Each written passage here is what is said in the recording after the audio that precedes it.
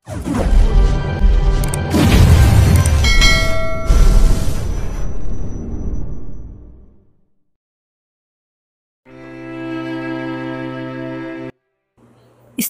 POV. Estel, sino sila? Bakit nila kinuha si Alina? Kaagad naman akong dinaluhan ni Selena at inalalayan na makatayo. Kahit na medyo umiikot ang paningin, pinilit ko pa ring makatayo para sundan ang grupo nila George na kumuha kay Alina. Hindi pwedeng basta nalang ilayo si Alina, lalo na at may problema itong medikal. Hindi pa nga yata sigurado kung ligtas na ba si Alina sa panganib. Kasalukuyang ginagamot si Alina sa loob ng emergency room na bigla na lang silang dumating at walang pasabi na kinuha nilang katawan ng asawa ko. Pagkatayo ko, tinabig kong kamay ni Selena at mabilis ang hakbang na kaagad na sinundan ang grupo nila George. Alam kong nasa paligid lang sila at maaabutan ko pang mga yon basta bilisan ko lang ang aking kilos. Stel, tigilan mo na yan. Wala ka na magagawa pa kung hindi hayaan na muna sila. Natigil ako sa paghakbang nang marinig ko ang maotoridad na boses ni Uncle Lucas.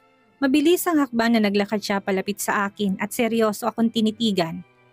Talaga bang aksidente lang ang pagkakalaglag ni Alina sa hagdan? Seryoso niyang tanong sa akin. Gulat naman akong napatitig sa kanya. Bakit niyo po naitanong ang tungkol sa bagay na ito, Uncle? Sinabi ni Alina, nakausap mo ba siya? Kaagad ko ding tanong sa kanya, kaagad naman siyang umiling. Hindi, unconscious pa rin siya dahil sa pagkakabagok ng ulo niya. Maraming test pang kailangan para masiguro kung ayos lang siya. Seryosong sagot ni Uncle. Hindi naman ako nakasagot. Sobrang kinakain ako ng konsensya dahil sa mga nangyari. Kung maibabalik ko lang sana ang lahat, hindi ko sana hinayaan pa na mangyari to. Hindi ko sana hinayaan na mapahamak si Alina. Alam mo bang buntis ang asawa mo? Muling bigkas ng seryosong si Uncle Lucas. Kaagad naman lalaki ang mga mata ko sa gulat. Ano po? Anong sabi niyo? Mahina akong tanong. Pakaramdam ko, biglang lalaki ang ulo ko sa narinig ko mula kay Uncle. Hindi ako makapaniwala dahil hindi ko naman talaga akalain na buntis siya. Shit, bakit hindi ko ito alam? Bakit wala akong alam sa mga nangyayari sa asawa ko? Buntis si Alina at kasalukuyan lang naming hinihintay ang OB-GYN para sana tingnan ang kalagayan niya. Dahil nakunan siya, Stel. Salitang binitawan ni Uncle Lucas na nagpaguho sa mundo ko. Para akong biglang nabingi sa sinabi niya ni hindi ko na napigilan ang pagpatak ng luha sa aking mga mata. Buntis siya. Buntis si Alina at nakunan siya dahil sa pagkakalaglag niya sa hagdan. Narinig kong bigkas din ni Selena. Napansin kong nanginginig din ang boses nito kasabay ng paghawak niya sa baraso ko. Sad to say, yes. Kaya nga tinatanong ko kayo kung aksidente ba talagang pagkakalaglag niya. Ano bang nangyari? Bakit hindi kayo nag-iingat? Alam niyo kung anong kondisyon niya. Critical siya dahil dalawang bagay ang dapat pagtuunan ng pansin sa kanya. Ang operasyon sa pagtanggal ng patay na fetus sa sinapupunan niya at ang ulo niya. Seryosong sagot ni Uncle. Sa pagkakataon na ito, mataas ng tono ng boses niya at kung hindi lang siguro kami pamangkin niya, baka kanina pa kami pinagmumura nito eh. Kilala din si Uncle Lucas sa pagiging mainitin ng ulo. Hindi ko naman malaman kung anong masasabi ko. Pakiramdam ko, biglang naman hidang buo kong katawan. Unti-unti akong humakbang patras at patakbong lumabas ng hospital para sundan ang grupo ni George na tangay-tangay ang katawan ni Alina. Umaasa ako na maaabutan ko pa sila, kaya lang huli ng lahat. Saktong paglabas ko ng hospital, convoy na lang ng halos 6 na magkakaparehong sasakyan ang aking nakikita na sunod-sunod na umarangkada paalis. Nagtagumpay na si George na ilayo sa akin si Alina at aminado ako na hindi ko alam kung saan at paano sila susundan. Sobrang naguguluhan pa rin kasi talaga ako. Nakaalis na sila, Stel. Sino sila? Bakit ginagawa ni George to? Narinig kong sambit ni Selena. Hindi ko na nga namalayan na sinundan niya pala ako. Kaagad ako napailing dahil kahit ako naguguluhan din. Imbis na sagutin ang tanong ni Selena, muli ako naglakad pabalik sa loob ng ospital. Kailangan kong makausap si Uncle, tsaka ko na alam niya kung saang hospital nilipat ni George. Si Alina, hindi ako makakapayag na hindi ko mabawi si Alina mula sa mga kamay ni George. Sana hindi pa huli ang lahat.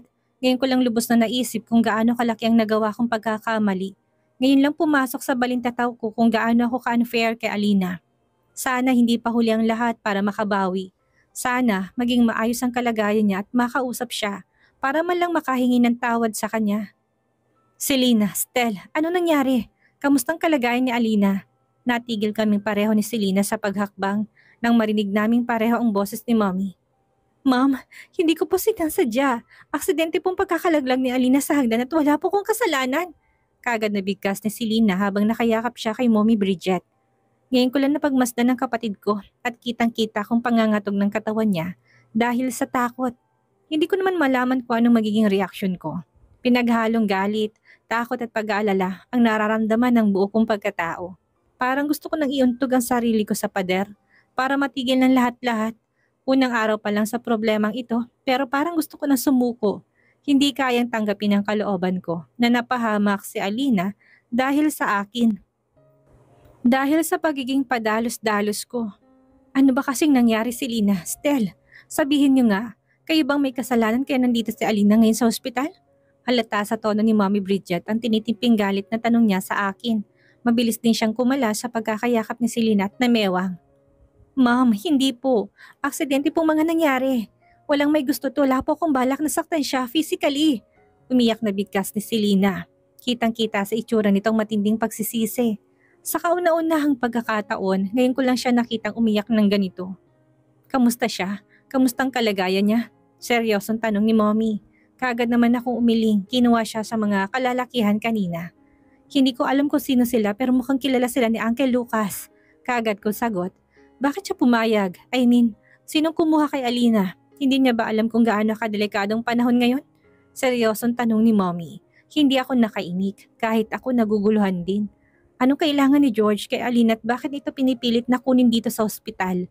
Sa kabila ng hindi maayos na kalagayan ni Alina.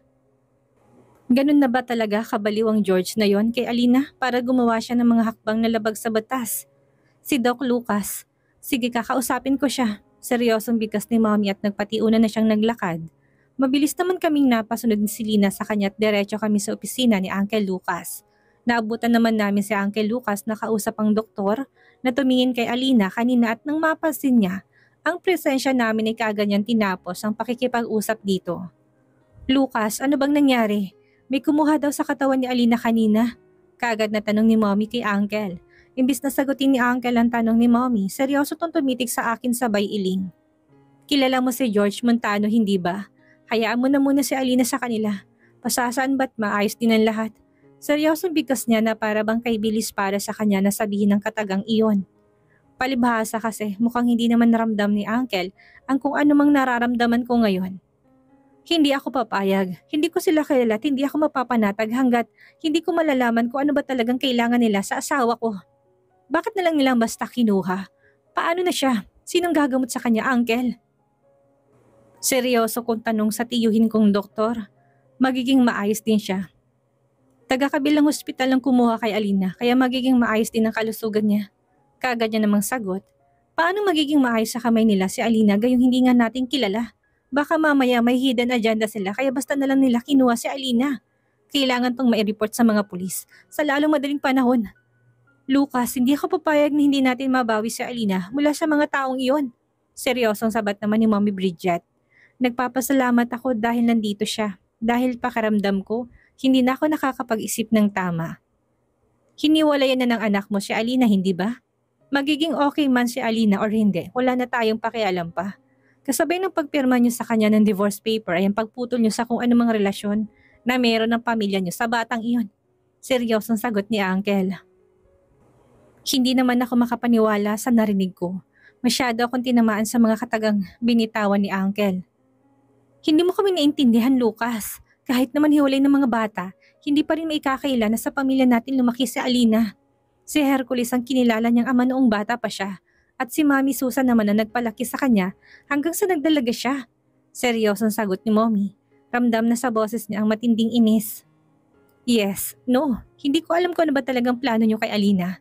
Kung bakit pinipilit niyong magstay siya sa inyo gayong hindi na healthy ang lahat. Hindi niya kasundong mga anak mo, Bridget. Sana maintindihan niyo din si Alina at hayaan siyang mag-move on. Mahinahong sagot naman ni Uncle. Sino sila, Uncle? Sino mga taong yun? Bakit hindi mo sila pinigilan? Pasyente mo din si Alina at pwede ka naman sanang tumawag ng mga pulis sa panggugulong ginawa nila. Pero bakit hindi mo yung ginawa? Seryoso ko din tanong kay Uncle Lucas. Kagad naman napabaling ang tingin sa akin at seryoso kong tinitigan. Kapag pipigilan ko sila kanina, sigurado ako magkakagulo lang din at yun ang iniiwasan ko. Hindi lang si Alina ang pasyente ng hospital na ito. At kayo na rin ang nagsabi na hindi natin kilala kung sinong kumuha sa kanya. Ni hindi natin alam kung ano ba talagang pake nila kay Alina. Hindi naman ako nakaimik. Wala na akong magagawa pa sa mga nangyari. Nangyari ng lahat at kung gusto niyong mahanap at makasama ulit si Alina, nasa inyo ng lahat ng desisyon. Basta para sa akin, hayaan niyo na muna siya, lalo na sa lahat ng mga nangyari. Siya ang mas apektado. Maawa kayo sa kanya. Patahimikin niyo na muna siya. Seryoso muling bigkas ni Uncle Lucas. Aminado din naman ako na kaya nangyari to. Dahil sa pagiging inutil ko. Kung naging fair lang sana ang pakikitungo ko kay Alina, hindi sana mangyayari ito. Alina's POV. No, hindi. Maawa kayo sa akin. Wag! Hindi ko mapigilang sigaw habang patuloy sa pagtakbo. Hindi ko alam kung saan ako patutungo. Puro kadiliman ang nakikita ko at wala akong ibang gustong gawin kung hindi ang makalayo sa lugar na to. Papatayin nila ako. Yes, papatayin ako ng sarili kong asawa. Galit sila sa akin. Gusto nila ako mawala sa landas nila. Hindi ko na mapigilan pa ang sunod-sunod na pagpatak ng luha sa aking mga mata. Gusto ko sumigaw para makahingi ng tulong kaya lang. Alina, Alina, gising! Narinig kong bigkas ng kung sino kaya naman wala sa sariling mabilis akong napabangon. Pero napahigang muli nang maramdaman kong pagkirot ng ulo ko. Masakit din ang buo kong katawan na para bang galing ako sa matinding pakikipaglaban. Sa muling pagmulat ng aking mga mata, isang hindi familiar na lugar ang kaagad na bumulaga sa akin. Nasaan ako? Mahina akong tanong sabay pikit ng aking mga mata. Para namang pelikula na nag-uunahan sa balintitaw ko.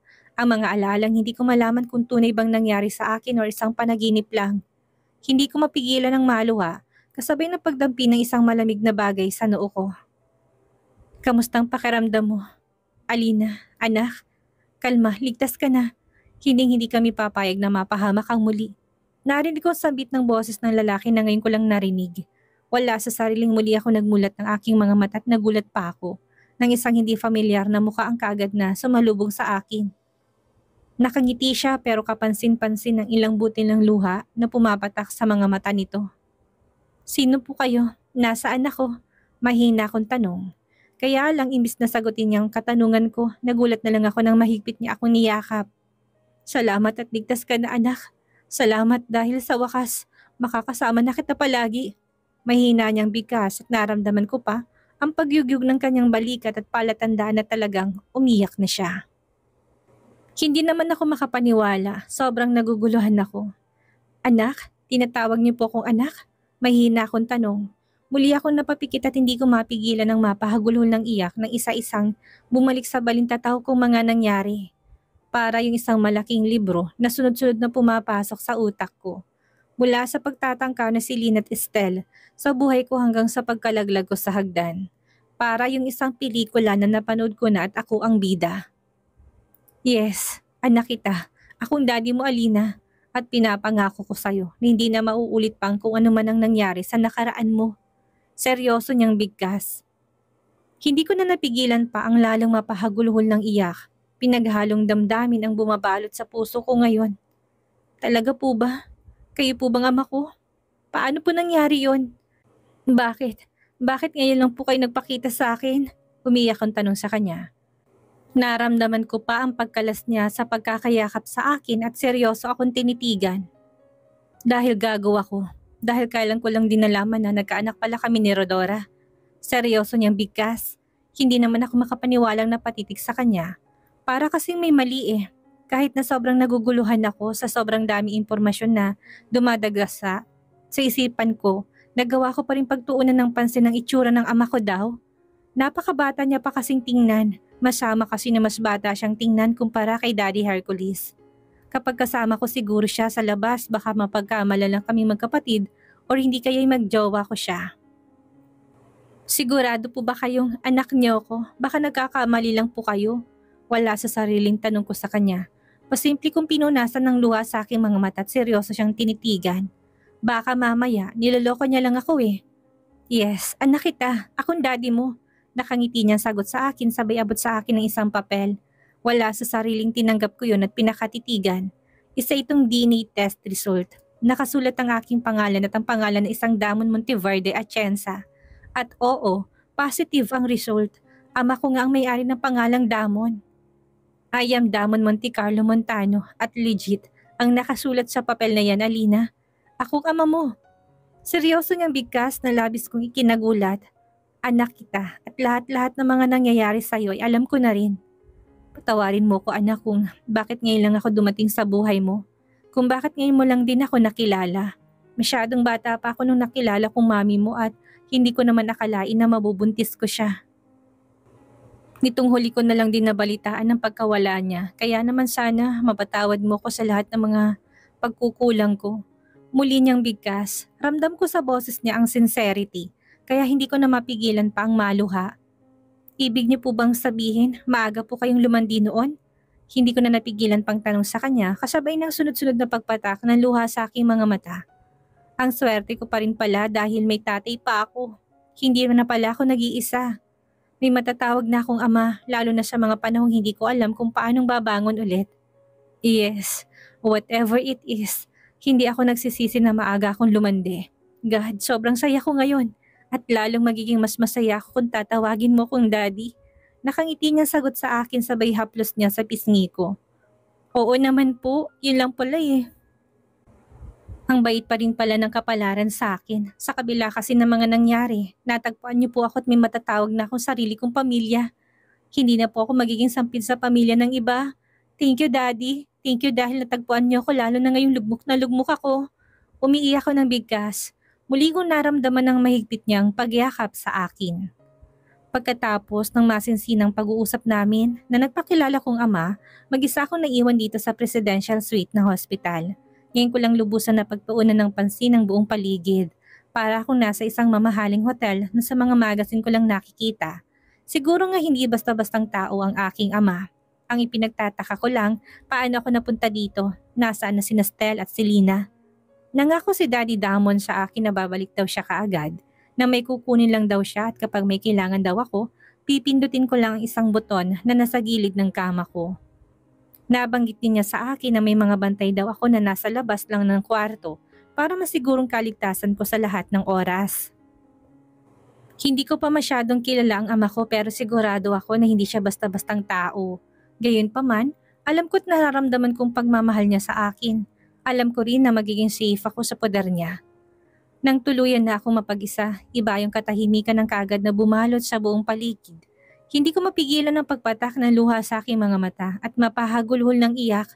Kanina ko pa sana ito gustong gawin kaya lang ayaw ko mag-breakdown sa taong nagpakilala sa akin na ama ko siya. Hanggat maaari ayaw ko makita niyang nahihirapan ako, lalo na't ngayon lang kami nagkita.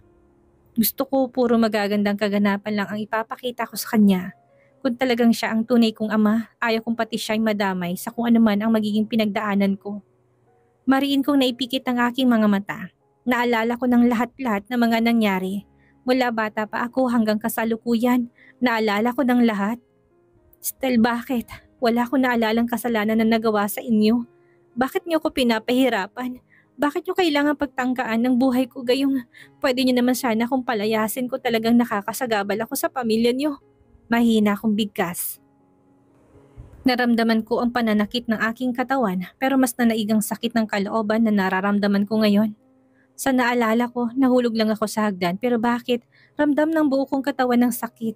Hindi lang ulong masakit sa akin kundi pati na rin ang aking puson. Ramdam ko rin na may mainit na likid ang pumapatak ngayon sa aking puwerta. Nakalimutan kong tanungin kanina si Daddy Damon sa kung ano nga ang pinsalang natamo ko dulot ng pagkakalaglag ko sa hagdan. Pero hintay ko na lang sigurong pagbisita ng attending doctor ko. Sa kanya na lang ako dedirektang magtatanong para malinawan ako. Nasa ganun akong kalagayan ng maramdaman ko ang pagbukas-sara ng pintuan ng kwarto. Muli kong ipinikit ang aking mga mata at pinakiramdaman ang mga kaganapan sa paligid. Shaira, tulog pa palang pasyente. Narinig kong bigkas na isang boses babae. Hindi na ako nagtangkapan dumilat. Hindi na rin kasi ako ready na makipag-usap kahit kanino. Maaring mga staff lang sila ng hospital at nandito sila para tingnan ang kalagayan ko. Kawawa naman siya, nahulog daw sa hagdan. And worst, hindi pa talaga nakaligtas ang baby na nasa sinapupunan niya. Narinig kong bigkas ng isa pa na kaagad na nagpadilat ng aking mga mata. Kagad na tumambad sa paningin kong dalawang babae na nakasuot ng kulay puti. Kung hindi ako nagkakamali, mga nurse sila ng naturang hospital. Anong sabi niyo? May hina akong tanong. Napansin kong pagkagulat sa mga mata nila at kagad na nagkatinginan. Sabihin niyo sa akin, ako bang tinutukoy niyo kanina? Muli kong bigkas. Sa pagkakataon na ito, nag-uumpisa namang mamasa ang aking mga mata. Lalo na at napansin kong dahan-dahan na pagtango ng isa sa kanila. Yes po ma'am, kayo po. Pasensya na po pero nakunan po kayo. Tapos na din po kayong maraspat, kailangan niya na lang po ng iba yung pagpapahinga. At babalik din pong lakas niya sa dati. Kagad namang sagot ng isa pa. Kagad nalaki ang mga mata ko sa gulat kasabay ng paghaplos ko sa sarili kong tiyan. Hindi ko alam na buntis ako. Mahina akong bigkas kasabay ng malakas na paghagulgol ko ng iyak. Naramdaman ko pa ang tarantang paglapit sa akin ng dalawang nurse para siguro patahanin ako pero hindi ko na sila pinakinggan pa. Kahihirap tanggapin. Sa pagkahulog ko sa hagdan, hindi lang pala buhay kong nanganib, kundi naging kapalit pala noon ang buhay ng anak ko. Ang sama-sama nila. Sobrang sama ni Selena. Naku ma'am, tahan na po. Bawal pa po kayong umiyak. Baka po makasama sa inyo. Narinig kong bigkas ng tarantang boses ng isa sa mga nurse. Hindi ko siya pinakinggan, bagkus pinilit kong bumangon at tinanggal ang dextrose na nakakabit sa akin. Babalikan ko si Selena. Babalikan ko si Stella at pagbabayarin ko sila sa lahat ng mga ginawa nilang pagkakamali sa akin. Umalis kayo. Umalis kayo. Hayaan niyo na ako. Galit kong sigaw habang pilit na nagpupumigla sa pagkakahawak nilang dalawa. Gusto kong magwala. Gusto kong sumigaw dahil pakiramdam ko. Sasabog ng puso ko sa sobrang sama ng loob na nararamdaman ko. Ni hindi ko pa nga alam na nabuntis ako pero nawala na kagad ang bata na nasa sinapupunan ko. Ni hindi ko pa nga siya nararamdaman eh. Tapos malalaman ko na lang na wala na siya. Hindi ko alam kung paano ko tatanggapin ang lahat-lahat. Pero isa lang ang sigurado ako. Kinamumuhian ko silang lahat. Kinamumuhian kong lahat ng tao na naging sanhi kung bakit ako nagdurusa ngayon. Ano ang gagawin ni Alina ngayong nalaman niyang nakunan siya dahil sa kasamaan ni Selena at Stell? Anong ganti ang ibabalik niya sa magkapatid? Yan ang ating aalamin sa susunod nating kabanata.